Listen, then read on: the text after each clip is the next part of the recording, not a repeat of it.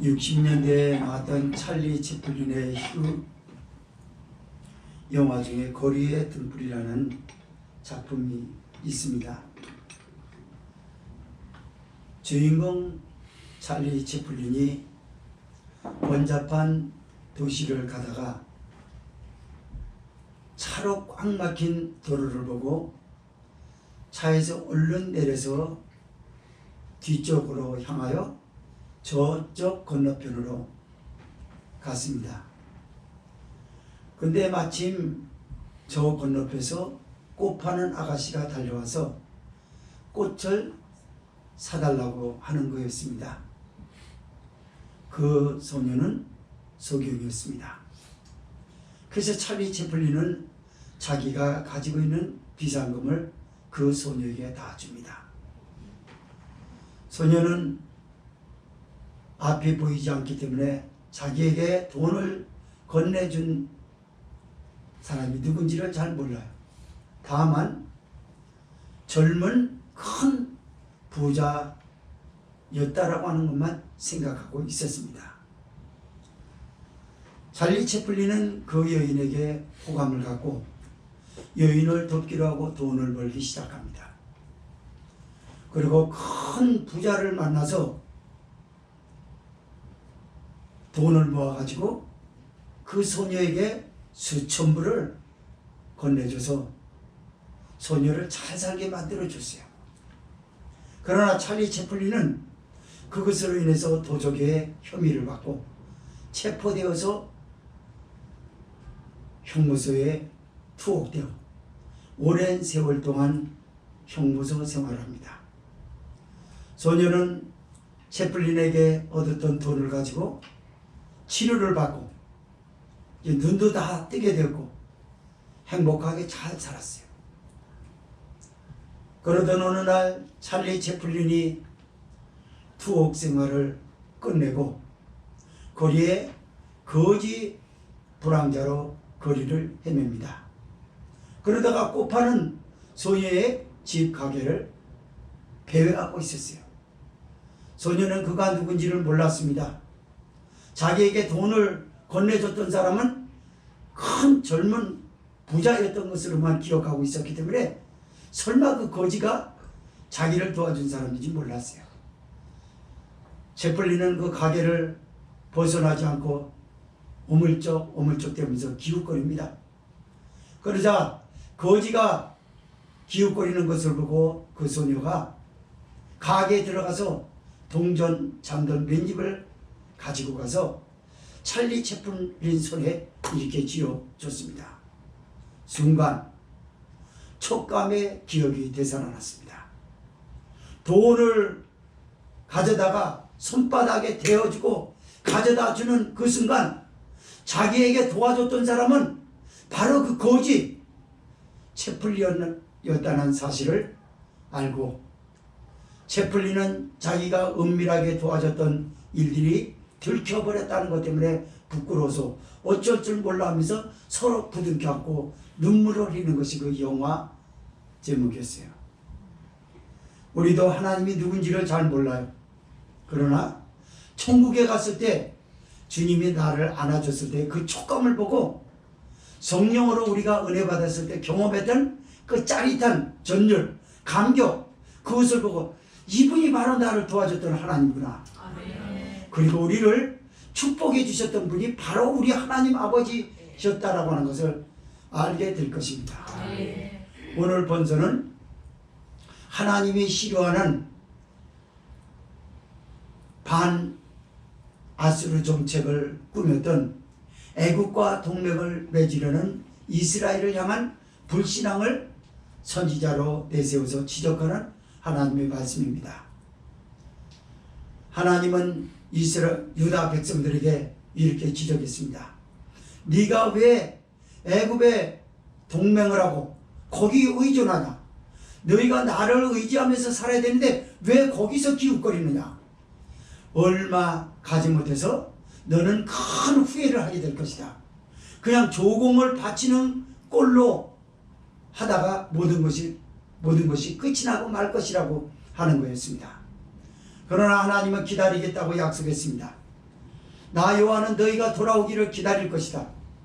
내가 기다리는 목적은 너희를 긍휼히 여기는 거고, 그리고 내가 일어나서 너희를 축복할 것인가, 응답해 줄 것인가, 네 소원에 응답해 줄 것인가, 돌아오라고 하는 겁니다.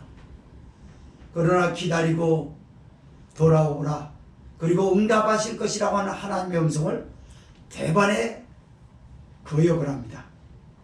우리는 그 전쟁의 소용돌이에서 준비된 애굽의 종말을 타고 빨리 도망할 것이다. 선지자는 호언장담하고 큰 소리를 치는 유다를 향해서 이렇게 말씀합니다.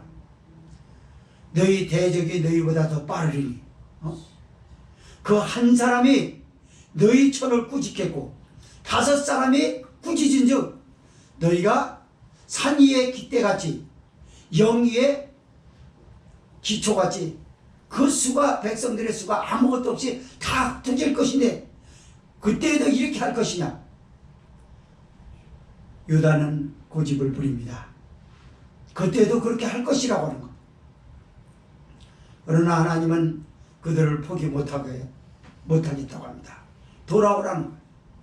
네가 지금은 환난의 떡과 고생의 물을 먹으나 네 스승은 네 눈을 볼 것이니 네가 좌편으로 치우치든지 우편으로 치우치든지 너희 스승 목자가 네 뒤에서 소리를 들려주니 이것이 정론이 이리로 행할 것이다 하여 네가 구원의 길에서 겹길로 빠져나가지 못할 것이고 축복의 길에서도 빠져나가지 못할 것이니 그리 알고 돌아오라는 거였어요.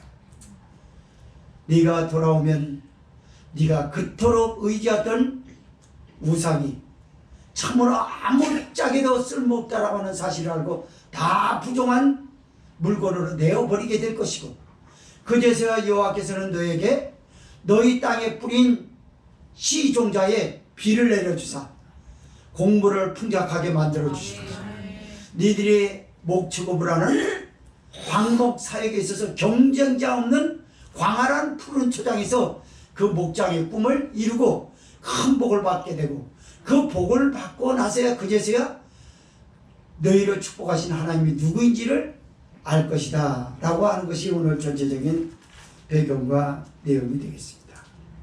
이런 말씀을 두 가지로 나눠서 본다면 첫째로 15절에서 19절은 하나님의 말씀에 불순종한 백성들을 향한 하나님의 자비하심과 20절에서 23절은 불순종에 대한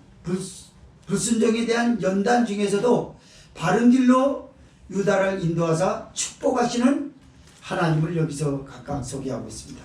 15절에서 19절 읽습니다. 시작.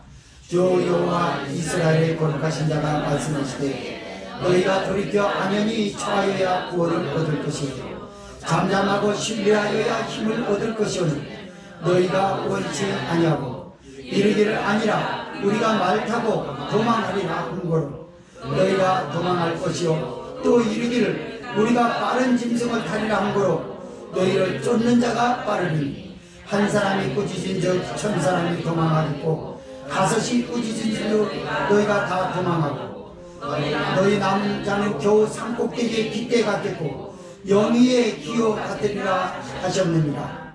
그러나 여호와께서 기다리시나니 이는 너에게 은혜를 베풀려 하시며 일어나시리니 이는 너희를 긍휼히 여기려 하시며 대저 여호와는 공의의 하나님이시다. 무릇 그를 기다리는 자는 복이 있도다. 시온에 거하며 예루살렘에 거하는 백성아 너는 다시 통곡하지 않을 것이다. 그가 너희 부르짖는 소리를 인하여 내게 은혜를 베푸시되 들으실 때에 내게 응답하시리라. 아멘. 아멘.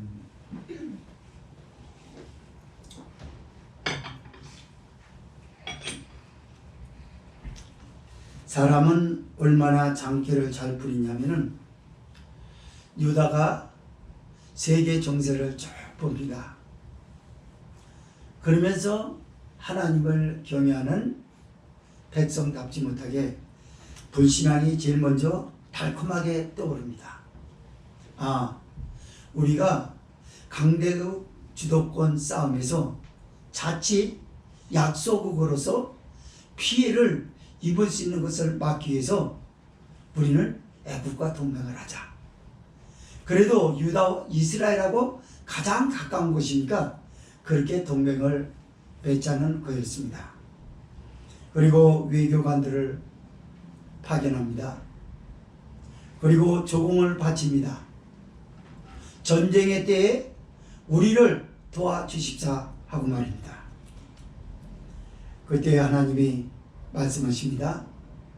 선지자에게 외치는 거요. 주 여호와 이스라엘의 거룩하신 자가 말씀하시되 너희가 돌이켜 안연히 처하여야 구원을 얻을 것이요 잠잠하고 신뢰하여야 힘을 얻을 것이오늘 라고 말씀합니다. 무슨 말이냐면 애국과의 동맹을 철회하라 라는 겁니다. 그리고 그런 발상이 잘못됐으니 회개하라는 거였어요. 너희가 안연히 처하여야 구원을 얻을 것이라고 말씀하셨는데 그 말은 무슨 말이냐면 회개하고 돌이키고 하나님을 붙들 때 너희가 구원을 얻을 것이라는 거였습니다. 아멘. 어디서 구원을 얻을 것이라는 것입니까? 강대국 싸움, 강대국들의 주도권 싸움, 제국주의의 전쟁이 휘몰아칠 것입니다. 그때 약소국들은 가지고 있는 병사와 무기를 가지고 맞싸워서 싸울 힘이 없어요. 어느 나라든. 전쟁의 하나님이십니다. 아멘. 전쟁의 신이 되신 하나님의 손에 달려있다라고 하는 사실을 수도 없이 경험했음에도 불구하고 그 장괴를 부리는 거예요. 그러면서 거부합니다. 안 듣겠다는 거예요. 말하자면 교회에 와서 설교를 안 듣겠다는 거예요. 그렇게 살아서는 안 된다는 겁니다.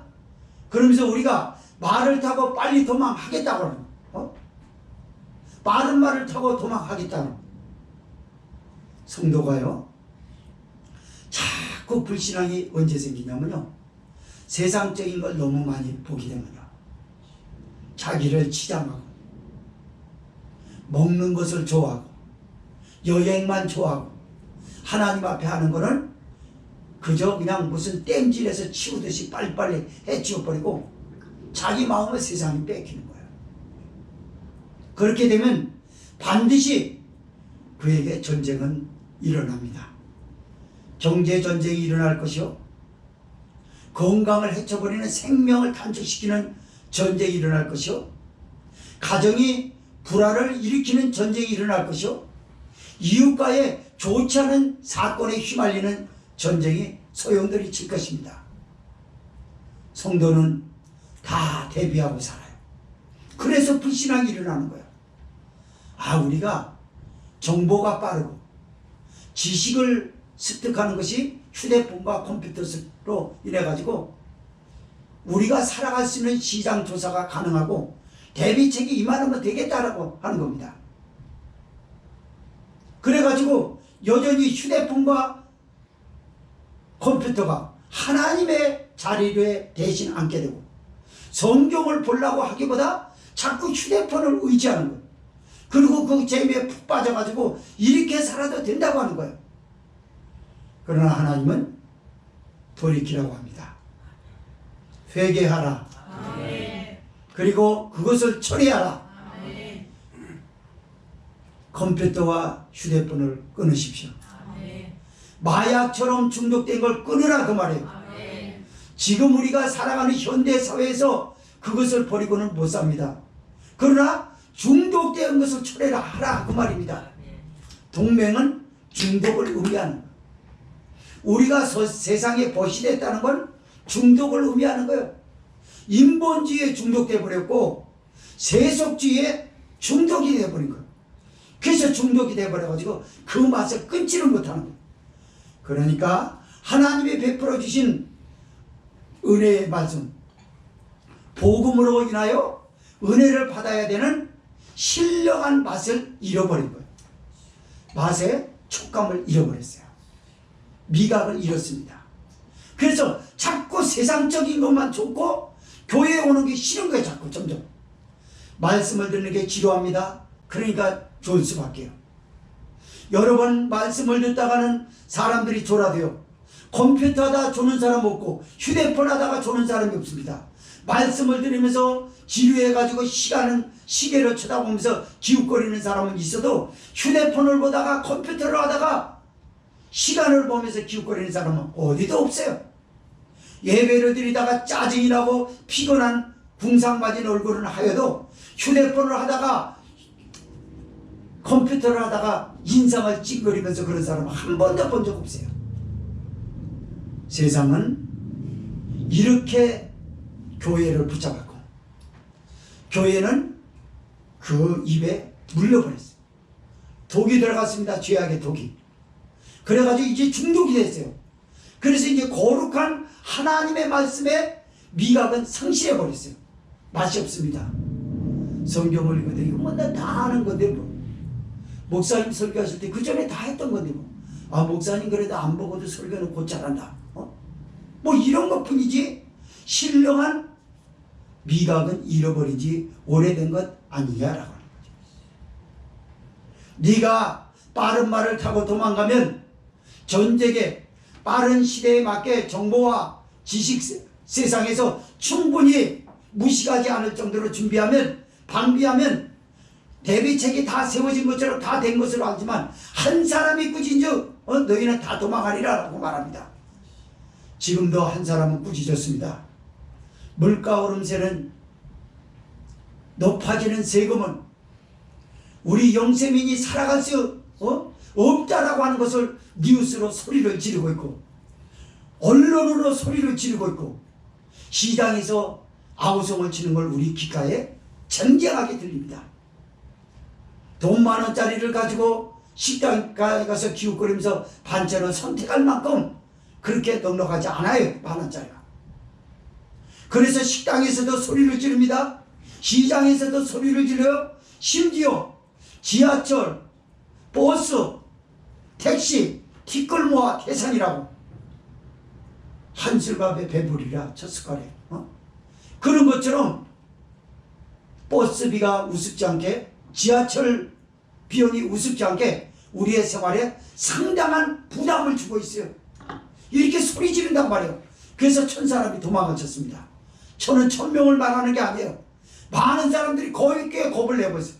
하나님과 동맹을 끊어버리고 불신앙을 가졌다라고 하는 데 대해서는 두려워하는 사람이 없어요.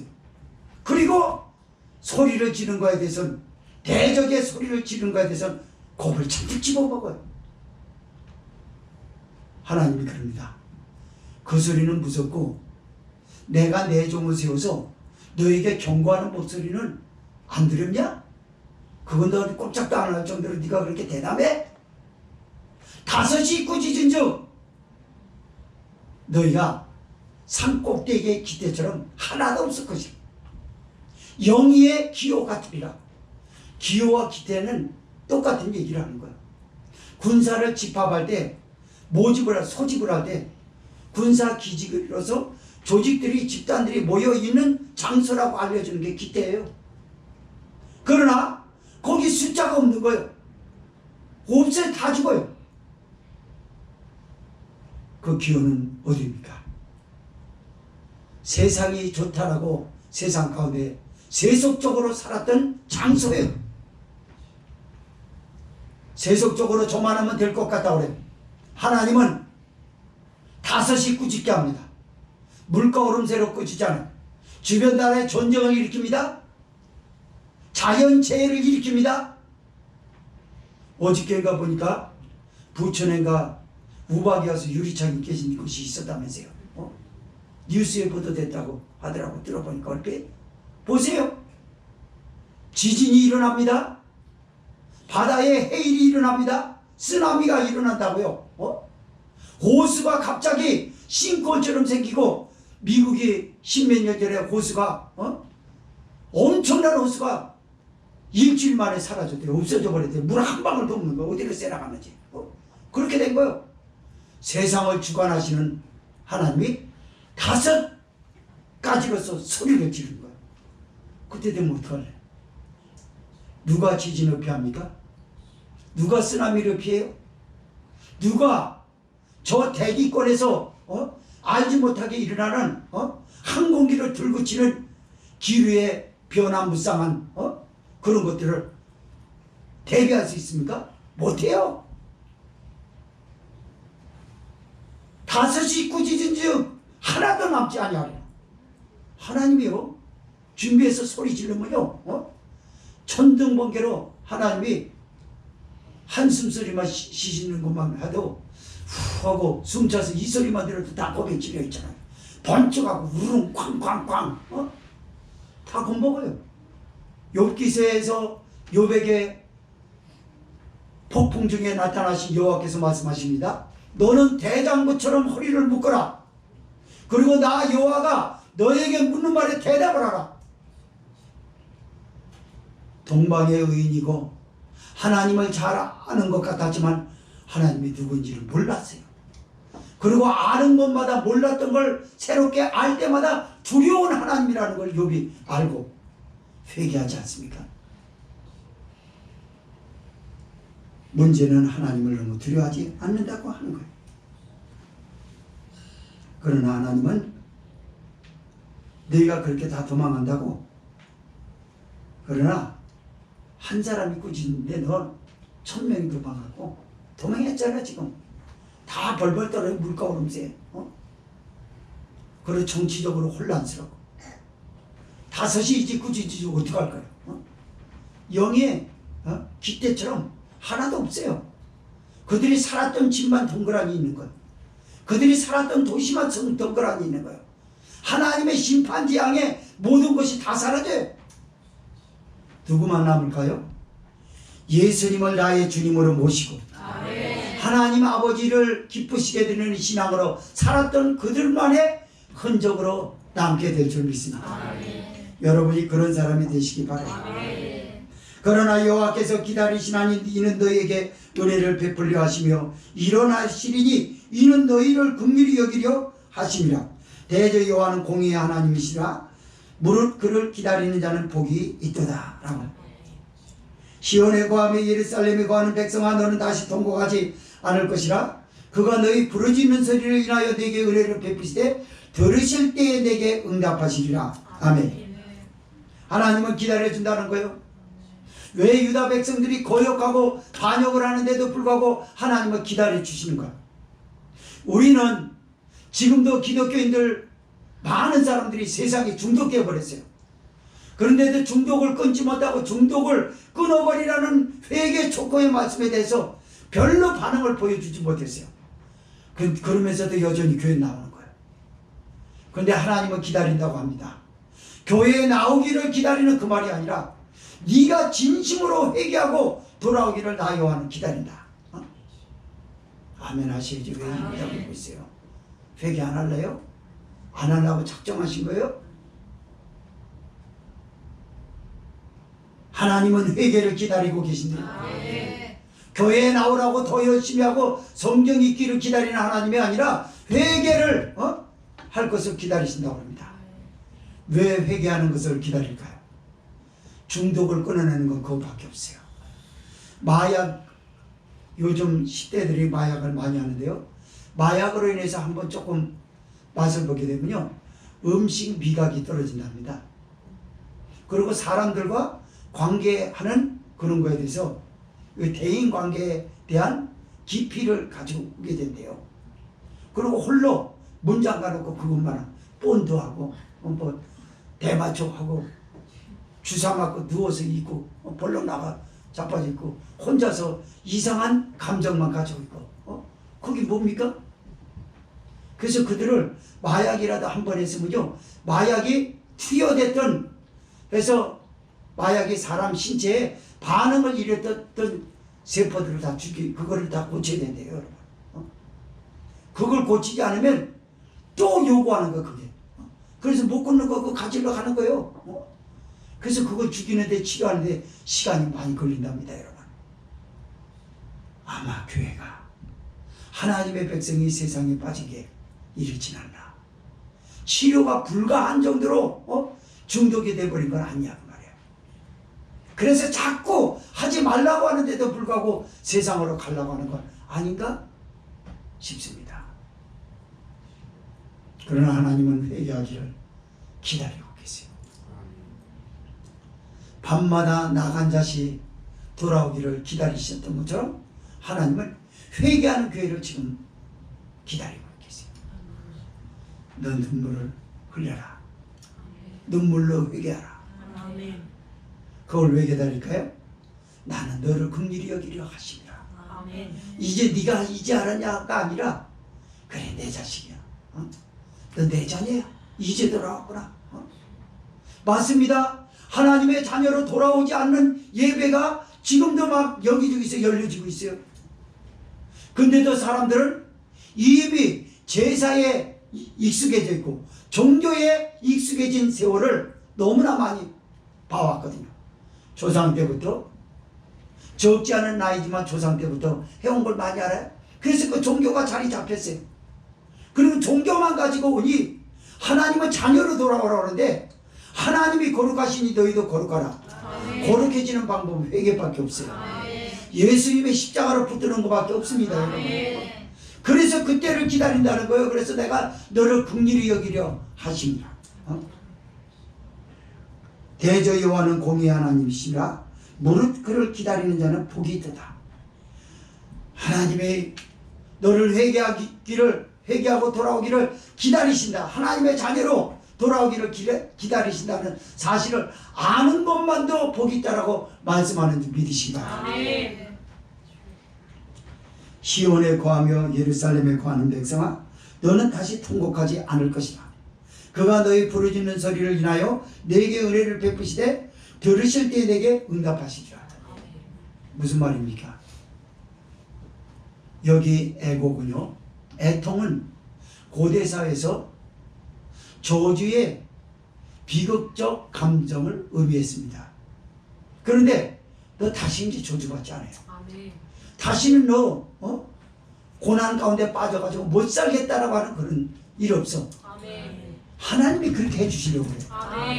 왜 우리 하나님은 유다 백성들에게 그렇게까지 호의를 베푸시나요?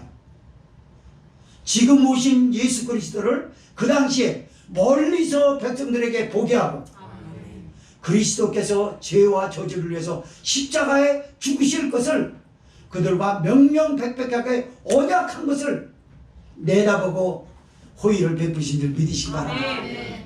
우리에게가 자꾸 우리가 죄에 빠지고 그런데도 불구하고 환난 가운데서도 우리를 놓지 못하시는 이유가 뭘까요? 예수님이 우리의 죄와 저주를 십자가에서 해결하셨습니다. 그래서 우리는 하나님의 자녀이라는 거예요. 하나님의 자녀는 애통하지 않습니다. 맞아요. 내가 너희 소리를 들으리니 그래요. 무슨 소리를 듣는다는 겁니까? 넓은 집에 살았으면 좋겠다. 청소하기 힘들다. 가만히 있어. 넓은 집이 힘든 건가? 좁은 집이? 좁은 집이 힘들어요. 부딪히고 여기 무릎하고 부딪히고 청소기 부딪히고 세관살이 다 까지고 좁으니까. 넓은 집에서 해보니까요, 청소 재밌더라고요. 종말이나 하루도 청소 이거 해야 돼? 그런 적 없어요. 사모님 보고 물어보세요. 청소기 쫙쫙 밀고 걸레질 싹싹 하면요, 이야, 그 기분 대단합니다. 좁은 집에서 표가 안 나. 그냥 하루도 여기 치워놓고 물건 치워놓다 볼일 못 봐. 여기 보자. 그리고 표도 안 나. 뿌듯하지도 않아요. 뭐 청소했어? 나갔다 들어온 사람은 그렇게 물어봐요. 맥이 딱 빠집니다. 남은 열심히 청소하는데 청소했냐는 거예요. 그러나 지금은 색깔이 달라 보인다는 거예요. 얼마나 좋습니까? 여러분, 하나님이 얼만큼 자비하시고 긍휼이 많으신 분이시냐라고 하는 것을 여러분 들으라 그 말이에요. 나는 모르고 던졌던 말인데 하나님이 그렇게 축복하셨어요. 내가 연단을 받을 때 저 지하에 작은 빌라에 살 때 그렇게 그랬어요. 걸음을 30걸음 걸으면서 하나님 이런 집 주세요. 이런 교회 주세요. 저는 넓은 집 살게 될 것이라고 우리 집사람한테 수도 없이 나팔을 불었건만 들은 적 없답니다. 기억이 안 난대요. 너무나 많이 해서 허풍을 같이 들려가지고 아마 여기 인지가 안 됐던 것 같아요. 허풍은 아니었어요. 지금 와보니까 입술의 열매는 맺었습니다. 하나님이 그 소리를 들었다는 거예요. 그 소리를 듣고 응답하였다는 거예요. 맞습니다. 응답하신 하나님께 감사 박수입니다. 여러분의 소리를 들으실 줄 믿습니다. 공부하던 아이가 열심히 공부하는데도 성적 안 올라가서 두 손을 모으고 기도할 때 하나님, 그래 내가 들려줄게. 지혜를 주시고 이해력을 주시고 기억력을 주시고 창의력을 주시고 우등생으로 만들어 기쁨을 주시는 하나님의 응답으로 받게 될 줄 믿습니다. 힘들다라고 끙끙할 때가 얼마나 많아요. 나이 먹으니까 삭신이 안 쓰시는 데가 없는데 왜 쓰세요? 은혜가 떨어졌으니까 쓰시지. 은혜가 받은 사람은 독수리 날개치며 올라간 같다라고 했어요. 은혜 받은 장로님은 웃음이 있어요. 은혜 받은 권사님은 웃음이 있습니다. 은혜가 떨어진 권사님은 무릎이 아파요. 은혜가 떨어진 장로님은 허리가 아프고 피곤해 죽겠는 거예요. 내가 이 나이에 저 봉사를 하랴? 그거 잘 들으세요. 그런 소리. 아, 은혜 떨어졌구나. 무릎도 꽤 아프겠다. 허리도 많이 아프겠다. 주의 일하면 신바람이 나는 줄 믿으시기 바랍니다. 여러분 성령 충만하고요, 하나님의 뜻대로 살았던 사람이 삭신이 있으시다는 소리 별로 못 들어봤어요. 물론 기도로 많이 훈련하였던 분들이 관절이 안 좋다라는 얘기는 좀 들었습니다. 그러나 하나님은 지켜주실 줄 믿습니다. 아프다고 할 때 치료하시는 하나님, 은혜로 치료하실 줄 믿습니다. 두 번째 말씀입니다. 20절에서 23절. 불순종에 대한 연단 중에서도 바른 길로 유다를 인도하사 축복하시는 하나님이랍니다. 20절에서 있습니다. 시작. 주께서 너에게 환난의 떡과 고생의 물을 주시나 내 스승은 다시 숨기지 아니하시리. 네 눈이 네 스승을 볼 것이며 너희가 우편으로 치우치든지 좌편으로 치우치든지 네 귀에서 말소리가 너희에게 들려 이르기를 이것이 정론이 너희는 이리로 행하라 할 것이며 또 너희가 너희 조각한 우상에 은과 부어 만든 우상에 올린 놈을 더럽게 하여 불결한 물건을 던진같이 던지며 이르기를 나가라 하리라. 네가 땅에 뿌린 종자에 주께서 비를 주사 땅 소산의 곡식으로 살찌고 풍성케 하실 것이며 그날에 너희 가축이 광활한 목장에서 먹을 것이요. 아멘. 사람이요 가장 견디기 힘든 게 뭔지 아세요? 환난의 떡과 고생의 물을 먹어도 그 연단 중에서도 하나님의 은혜를 간간히 바쁘고 신앙으로 유지하여 하나님과 소통했을 땐 살만합니다. 그러나 문제는 그 소통이, 은혜의 소통이 단절돼 버리면 죽을 맛입니다. 그건 살기가 힘들어요. 교회 가도 은혜가 안 되고 기도해도 은혜가 안 되고, 그리고 연단은 왜 이렇게 긴지? 마치 빛 하나 보이지 않는 어두운 터널 속에 갇힌 것처럼 인생이 가련할 때가 있어요. 그러나 은혜 받은 사람은 그런 터널에 갇혀도 희망의 비전, 축복의 비전이 저기서 소광으로 보이기 때문에 지루하지 않고 이겨내는 줄 믿으시고, 지금 예수님을 내다보고 성령의 시대, 오순절 성령 강림 사건 이후에 은혜의 시대가 될 것을 내다보고 구약의 유다에게 하나님이 이렇게 호의를 베풀고 축복해 주신 줄 믿으시고, 그러니 신약 시대에 예수님을 믿는 저와 여러분 큰 축복을 받은 줄 믿으시고, 얼마나 은혜를 받기가 쉬워요. 여러분 은혜 받는데 여러분에게 칼을 들이다 되나요? 은혜 받으러 간다고 덫을 놔가지고 거기에 발목 지뢰를 갖다 놓습니까? 어디도 우리에게 핍박하지 않아요. 은혜 받을 수 있으면 되는 거예요. 얼마든지 받을 수 있어요. 그런데 은혜의 욕심을 내지 않고 있다는 게 이게 문제인 거예요. 그러나 하나님은 호의를 베풉니다. 네가 환난의 떡과 고생의 물을 먹을 것이다. 내 스승은 볼 것이고, 그 스승은 누굽니까? 성령으로 오신 예수님입니다. 말씀으로 우리 가운데 오신 주님이에요. 그래서 스승이 돼서 말씀을 날마다 들려주시잖아요. 우리를 강압하지 않습니다. 여러분 일반적인 사회에, 방목사회는 양떼들을 앞에서 이렇게 끌어요.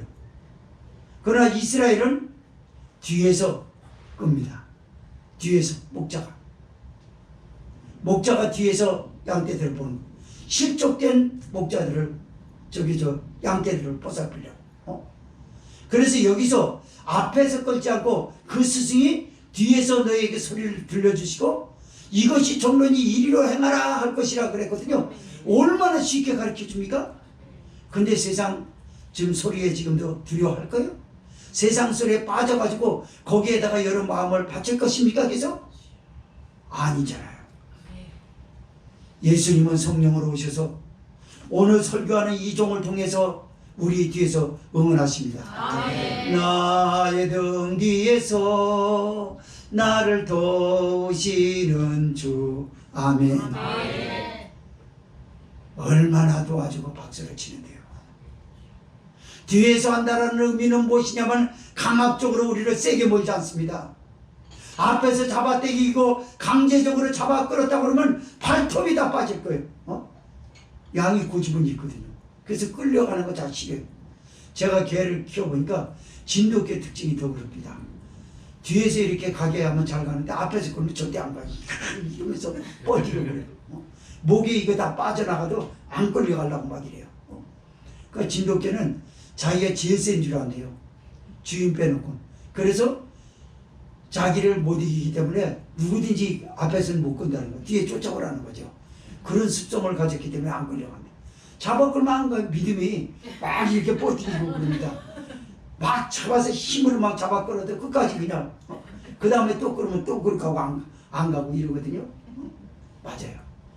여러분 우리를 부드럽게 다가오셔서 상한 갈대를 꺾지 아니하시고 꺼져가는 심지인데도 불구하고 사람은요 상한 갈대가 바람에 있으면요 그거 꺾어버려요. 속시요. 아유 그냥 확 꺾어버려. 꽃꽂이 해놨는데 꽃꽂이 작품을 망치는 건 뭡니까? 하나가 덜 꼽혀서 확 뽑아버려요. 근데 예수님은 안 뽑아버려요. 그냥 있는 그대로 이렇게 합니다. 아 이거 작품이야. 예수님 눈에 그게 안 보여요. 왜요? 우리 눈엔 보이고 주님 앞에 주님의 눈에는 안 보이는 건 뭐예요? 우리는 죄가 있어요. 죄악의 눈으로 보면 다 판단하고 뽑아버리고 싶어요. 예수님은 양으로만 족해요. 그래서 절대 꺾지 않습니다. 꺼져가는 심지가 주변에 얼마나 매캐하게 합니까? 여러분 등잔 어려서 켜가지고요 기름이 다 돼가지고 불이 막 꺼지려고 막 이러면 때 심지가 타면서 연기 풍겨요. 그럼 매워요. 차라리 꺼버리라 그러거든요.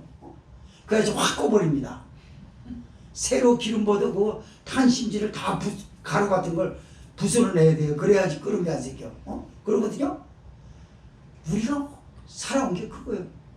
교회에서 끓음이나 잔뜩 풍기고 가정에서 끓음이나 풍겨서 매캐하게 하고 차라리 없으면 좋겠다라고 할 때는 얼마나 많은지 아세요? 보이지 않게. 그 하나님 안 버린다니까요. 안 끕니다. 그러면서 뒤에서 얘기하냐. 이것이 정론이 이리로 행하라. 우편으로 치우치든지 좌편으로 치우치든지 일상을 말하는 거예요. 우리 일상은 항상 우편으로 치우치든지 좌편으로 치우치든지 항상 그러게. 근데 곁길로 가지 않게 해요. 우리를 구원받게 합니다. 축복받게 합니다. 그걸 말씀하는 거예요. 네가 우편으로 치우치든지 좌편으로 치우치든지 내 뒤에서 소리를 들려주리니 계속 권면하. 목사가 그래서 권면하잖아요. 이 권면은 예수님이 여러분에게 성령으로 뒤에서 들려주는 소리를 들으시기 바랍니다. 맞습니다. 이렇게 해서 조금만 더 해보라. 작정을 해볼래? 성경을 조금 더 읽어볼래? 하나님 앞에 맡기고 기도하면 어떻겠어? 이렇게 부드럽게 인격적으로 다가와 주시는 하나님인 줄 믿으시기 바랍니다. 맞아요. 그래서 환난의 떡과 고생의 물이 무서운 게 아니라 스승만 있으면 되는 거예요. 왜 곁길로 가는 일은 없으니까. 아멘. 우리가 그 길을 가고 있는 것 하나님의 은혜인 줄 믿으시기 바랍니다. 왜 그 길로 인도하십니까? 그 길로 인도하면서 우리가 새로운 가치관 정립 때문에 더 그래요. 지금은 가치관 정립이 잘못됐어요. 성삼위 하나님이 최고인데도 불구하고 최고라는 건 그냥 듣기만 한 것이고 자기 삶의 피부로 최고는 지금 저 세상인 거예요. 집이 최고고 돈이 최고고 건강이 최고고 먹는 여건 모든 여건들이 최고인 거예요. 다. 그게 우상이라는 걸 몰라요. 그것 때문에 하나님 앞에 등을 돌리고 불신앙하고 있다라고 하는 걸 느끼질 못해요. 그러나 스승이 자꾸 들려주고 오다 보니까 나는 잘못 살았는데도 불구하고 축복의 길로 인도해주고 천국의 길로 인도해 주시는 주님 앞에 감사해서 바울처럼 내가 모든 것을 배설물로 여긴다라고 한 것처럼 그제서야 내가 애지중지하고 신처럼 여겼던 것들이 다 더러운 물건, 부정한 물건처럼 보여서 내가 버리게 되는 줄 믿으시기 바랍니다. 맞아요. 23절 읽겠습니다. 아니죠. 몇 절이야? 22절 읽겠습니다. 시작. 또 너희가 너희 조각한 우상에 입힌 은과 부어 만든 우상에 올린 금을 더럽게 하여 불결한 물건을 던진같이 던지며 이르기를 나가라 하리라. 어떤 사람은 자기 피부를 조각합니다. 조각한다는 거 알죠? 얼만큼 혼신을 들여서 정성하는가. 화장하는 거 대충 합니까? 들어서 그냥 쭉 긋고 일자로 그냥 한 번에 여기 이어져서 쭉 긋고 그리고 불 탁탁탁탁 바르고 나가야지 그럽니까? 아니요. 기초 마사지하고 막 탱글탱글해지라고 비비고 얼마나 조각하는지 몰라요. 그 여기다 갖다 조각하고 조금 덜 저기 한 입꼬리 이거 안 돼. 눈썹 그리고 그것도 시험잘라서 다시 가서 지갑에서 꺼내서 또 다시 그리고 옷 한 번 입는 데 있어서 여러분 대충 입습니까? 딱 걸리면 이 옷 입고 가야 되겠다. 아니요. 입어보고 거울 앞에서 이거 별로 안 어울려. 자기 마음에 드는 옷도 이거 괜찮아 그래서 별론데 그럼 또 다시 들어가요. 무슨 말이냐면 얼마나 조각하냐 말이에요. 자기 우상을. 주님 앞에 완전히 붙들릴 땐 바울도 사울이었을 때 자기를 조각했어요. 그래서 대단한 줄 알았어요. 그러니까 대단한 걸 자꾸 조각하죠. 조각한다라는 의미는요 단순히 노력을 의미하는 게 아니에요. 혼신을 다든 무엇으로 이걸 하나의 비유로 들어볼까?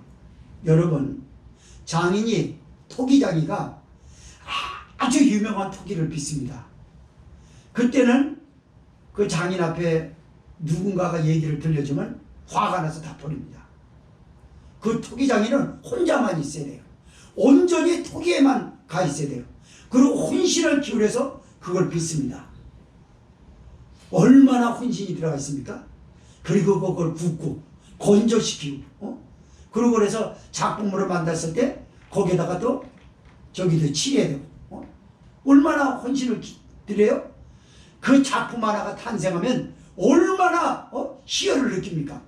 그게 상품 가치가 있어서 돈도 돈이지만 자기가 그걸 해냈다라는 성취감 때문에 아주 희열을 느끼거든요. 우리는 예수님 때문에 희열을 느끼게 되는데요. 하나님의 은혜를 나를 조각해 머리끝부터 발끝까지 조각해 되네. 그걸로 조각하네.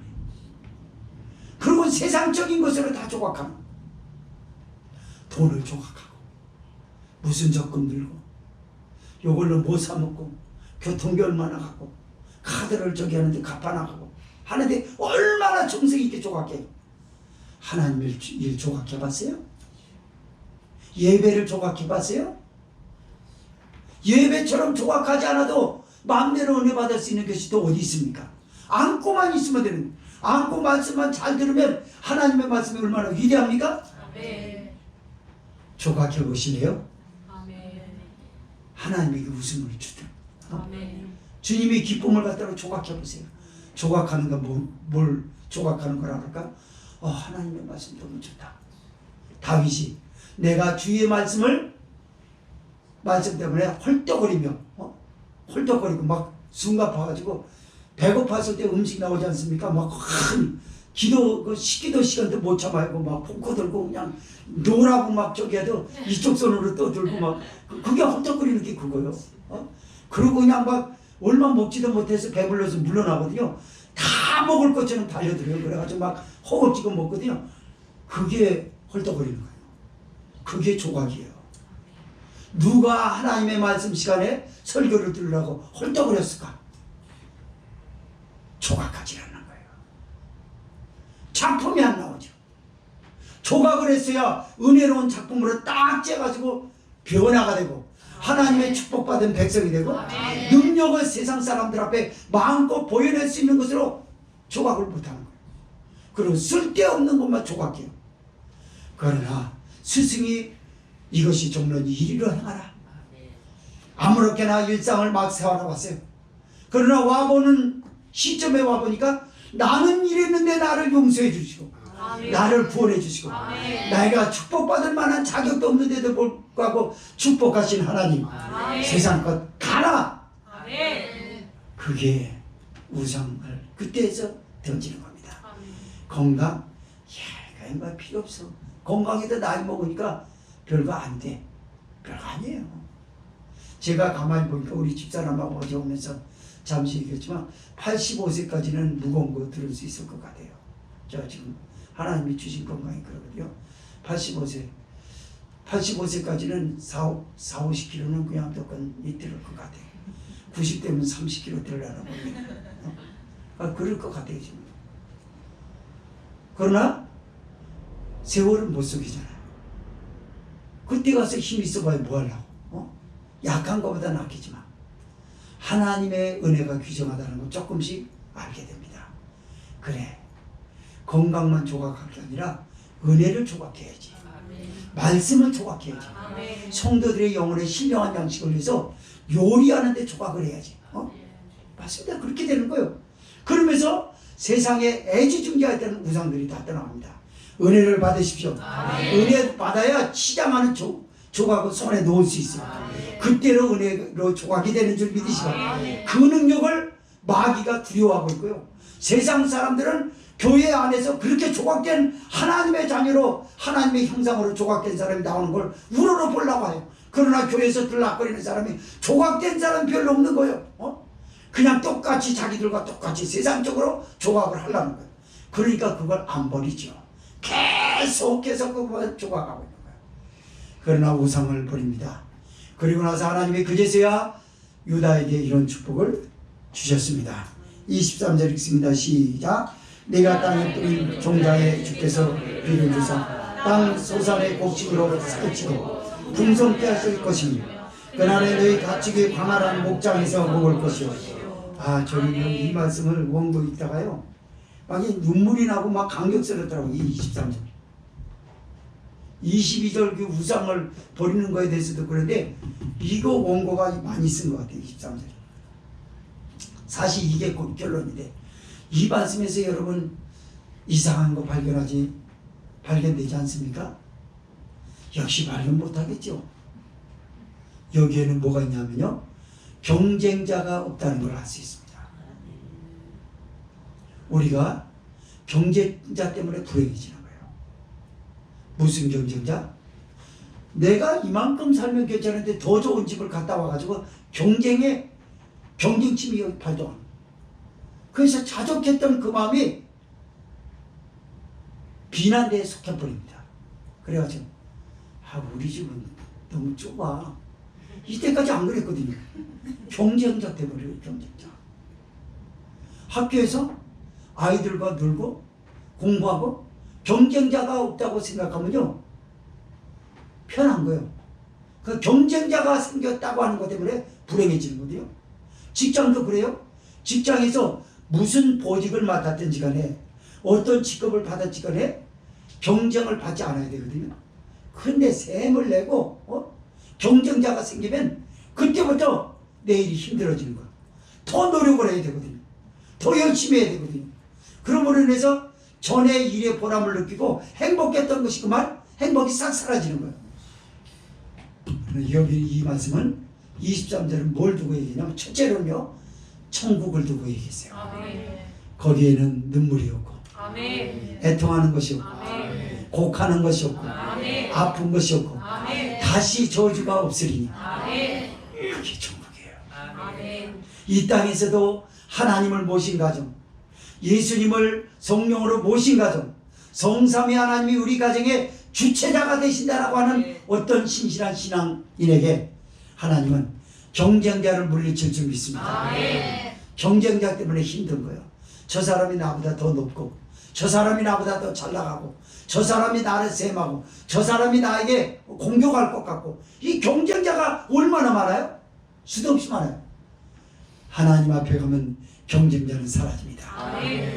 내가 최고 의뢰받은 사람이고, 내가 최고 행복한 사람이고, 이렇게 사시는 여러분 되셔서 철저하게 회개하고 우상들을 다 버리며 경쟁자 없는 행복감을 혼자 만끽하게 하여 세상 앞에 우리를 드러내 보이시는 하나님을 보고 그제서야 하나님을 제대로 알게 되는, 아, 이런 하나님이었구나, 이런 간증을 하면서 여러분 신앙생활하고 기도하고 성경 읽고 교회에서 봉사하고 교제하는데 조각을 하여 하나님의 기쁨을 주시는 저와 여러분이 될 줄 믿습니다. 동정합니다.